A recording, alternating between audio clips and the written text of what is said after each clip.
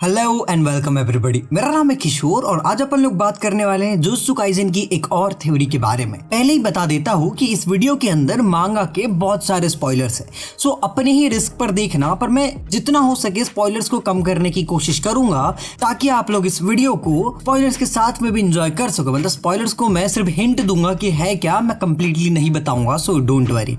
So without wasting any time let's get started. But उससे पहले एक चीज मैं बताना बहुत इंपॉर्टेंट समझता हूँ। आप लोगों ने नोटिस करा होगा इस बात को कि मैं कई बार वर्ड को गलत ही प्रोनाउंस कर देता हूँ और मैं भी ये बात मानता हूँ। सो अगर मैं इस वीडियो में भी गलत प्रोनाउंस करता हूँ वर्डों को तो प्लीज नीचे कमेंट में भर भर के गालियां दीजिए, ताकि जब तक मुझे गालियां नहीं मिलेगी आई डोंट थिंक मैं सुधरने वाला हूँ। ठीक है, सो स्टार्ट करते हैं। ये जो थ्योरी है ये एक रेडिट यूजर ने दी है जिसका नाम है अनसेंसर्ड सिंप, या ये उसका नाम है। इसकी थ्योरी कुछ ऐसा कहती है कि जो हमारा मेन कैरेक्टर है यूजी इतादोरी, वो एक्चुअली में एक ट्रेटर है। वो बहुत ही समय से इन सब लोगों के साथ में एक बहुत ही बड़ा गेम खेलते हुए आ रहा है। सो इसका कहने का मतलब कुछ ऐसा है कि देखो, हर कैरेक्टर्स की इसने पॉसिबल एंडिंग्स को देखने की कोशिश करी और हर कैरेक्टर्स में इसको दिखा कि हर कैरेक्टर की एक पॉसिबल एंडिंग तो है, बट यूजी इतादोरी की एंडिंग बहुत ही ज्यादा कॉम्प्लिकेटेड है। जहाँ पे इसके खुद के ऑथर ने मेगुमी के लिए जहाँ पर पॉसिबल एंडिंग बना के रखी है, सोच के रखी है और थोड़ी बहुत हिंट भी दे दी है, वहीं पर इसने यूजी इतादोरी के बारे में कुछ भी नहीं बताया, यहाँ तक कि उसके पास्ट को भी ढंग से रिवील नहीं करा है। अब देखो, ऐसा हो सकता है कि इस थ्योरी को देखने के बाद आप लोग बोलो कि यार ऐसा पॉसिबल ही नहीं हो सकता, मतलब कैसे हो सकता है। सो देखो यार, मैं एक ऑथर के पॉइंट ऑफ व्यू से नहीं बता रहा हूँ, मैं एक रीडर के पॉइंट ऑफ व्यू से बता रहा हूँ, एनिमे वॉचर के पॉइंट ऑफ व्यू से बता रहा हूँ।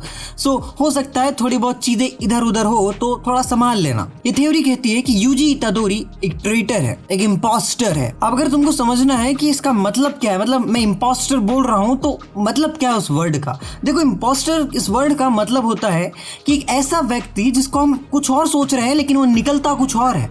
फॉर एग्जाम्पल, मैं बोलूं कि मैं एक लड़का हूं लेकिन मैं लड़की निकल जाऊं तो well, that's the example. I know it's kind of ridiculous and absurd, but still. And इस थ्योरी के अकॉर्डिंग जो यूजी इतादोरी है वो मेन कैरेक्टर का जो हीरो है वो नहीं है, वो एक्चुअली में एक मेन विलन है इस सीरीज में। मतलब हम शुरू से एक्सपेक्ट कर रहे थे कि यूजी इतादोरी एक हीरो है इस सीरीज का, बट ऐसा बिल्कुल भी नहीं है। वो इस सीरीज का मेन विलन है। और ऐसा भी हो सकता है कि वो किसी के ग्रैंड प्लान में एक छोटा सा पॉन हो, ये भी पॉसिबल है। अब मैं इसमें क्या बात कर रहा हूँ ये सिर्फ मांगा रीडर समझ सकते हैं। वेल, जैसे कि तुमको पता है कि यूजी इतादोरी हमारा मेन कैरेक्टर है और हमको यहाँ तक कि उसके पास्ट के बारे में भी नहीं पता और फ्यूचर की एंडिंग्स के बारे में भी नहीं पता। जो पता है हमको वो है सिर्फ प्रेजेंट, और उसका प्रेजेंट बहुत कुछ दर्शाता है उसके पास्ट और फ्यूचर के बारे में। वहीं पे अगर मैं दूसरे कैरेक्टर्स को लूँ, जैसे कि गोजो, वो पांडा और जितनी भी कैरेक्टर्स है जुजुत्सु काइसेन के अंदर, इवन साइड कैरेक्टर्स जो कि स्टोरी में उतना मतलब नहीं बनाते हैं, ऑथर ने उनकी तक बैक स्टोरीज दी है और समझाया कि वो ऐसे क्यों है, उनके रिएक्शंस को, उनकी हर चीज को एक अच्छे तरीके से एक्सप्लेन करा है।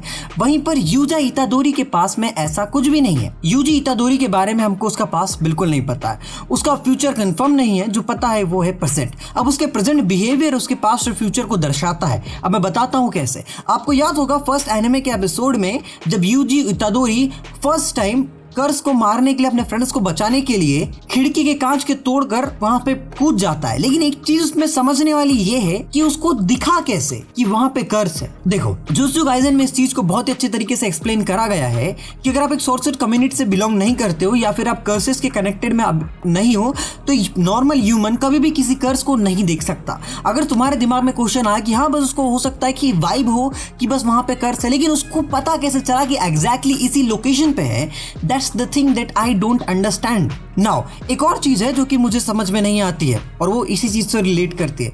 आपको याद होगा कैसे यूजी इतादोरी के ग्रैंडफादर मरते हैं और उसी दिन शाम को या फिर मैं कहूँ रात को उसको सॉर्सरर्स कम्युनिटी और कर्सेस के बारे में पता चलता है, लेकिन उसका जो रिएक्शन रहता है वो ऐसा नहीं रहता कि oh my god I am dumbfounded. नहीं, ऐसा बिल्कुल भी नहीं रहता। He is like okay, no problem, like what the fuck with this reaction. वहीं पर एक दूसरा कैरेक्टर है जिसके बारे में नहीं बताऊंगा क्योंकि वो मांगा से रिलेट करता है, लेकिन वो भी एक नॉर्मल स्टूडेंट था यूजी इतादोरी की तरह ही। और वो जब फर्स्ट टाइम सॉर्सरर्स और कर्स कम्युनिटी के बारे में जानता है, उसका रिएक्शन एकदम जेन्युइन रिएक्शन रहता है। उसको कुछ भी समझ नहीं आ रहा होता है, वो सब कुछ टेंशन में होता है, डिप्रेशन में होता है, उसको कुछ समझ नहीं आ रहा है क्या हो रहा है, वो डर रहा है चीजों से। लेकिन वहीं पर यूजी इतादोरी बिल्कुल नहीं डर रहा होता है, ऐसा उसको फिर कुछ होता ही नहीं है, जैसे कि वो ऑलरेडी इन चीजों के बारे में जानता है, उसको कोई फीलिंग्स नहीं होती है।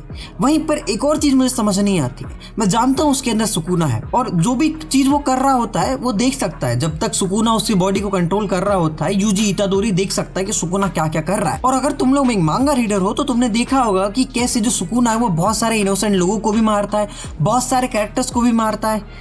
लेकिन एक गिल्ट नाम की चीज होती है जो कि हर कैरेक्टर में तुमको मिलेगा जब वो फर्स्ट टाइम किसी चीज को मारते हैं या किल करते हैं, स्पेशली ह्यूमंस। लेकिन यूजी इतादोरी के अंदर वो गिल्ट बिल्कुल भी फील नहीं होता है, मतलब उसके एक्सप्रेशन, उसके इमोशन से बिल्कुल भी ऐसा नहीं लगता है। अब ये भी हो सकता है कि वो फील नहीं कर सकता या फिर वो इन चीजों को बहुत ही अच्छी तरीके से दबा कर रख सकता है, इसलिए वो लोगों को ये चीज बताता नहीं है। अब यहाँ पर अगर तुम इस चीज को थोड़ा सा डिबंक करने के लिए जाओगे तो तुमको 2-3 चीज और 2-4 फैक्ट्स को देखोगे। सबसे पहला फैक्ट तो ये होगा कि हो सकता है कि जब वो कर्सेस को फील कर सकता है या फिर बहुत ही स्टार्टिंग से ही वो कर्स को फील कर सकता है किसी वजह से जो कि हम नहीं जानते हैं, या फिर हो सकता है कि कर्सेस को आप तभी फील कर सकते हो जब आप नियर डेथ में हो या फिर आप नियर डेथ एक्सपीरियंस को ले रहे हो या फिर आप किसी डोमेन के अंदर में हो। लेकिन ये चीज काइंड ऑफ वेird है कि इतनी अर्ली स्टोरी में उसको कर्सेस कैसे फील हो रहे हैं। अब यहाँ पर ना एक और चीज भी है जो कि मैं आपको छोटे से लेवल पे एक्सप्लेन करना चाहता हूँ, हो सकता है इसमें थोड़े से ज्यादा मांगा के स्पॉयलर्स हो। यहाँ पर एक थॉट रिकारनेशन की बात है, आगे आपको मांगा में थॉट रिकारनेशन के बारे में पता चलेगा।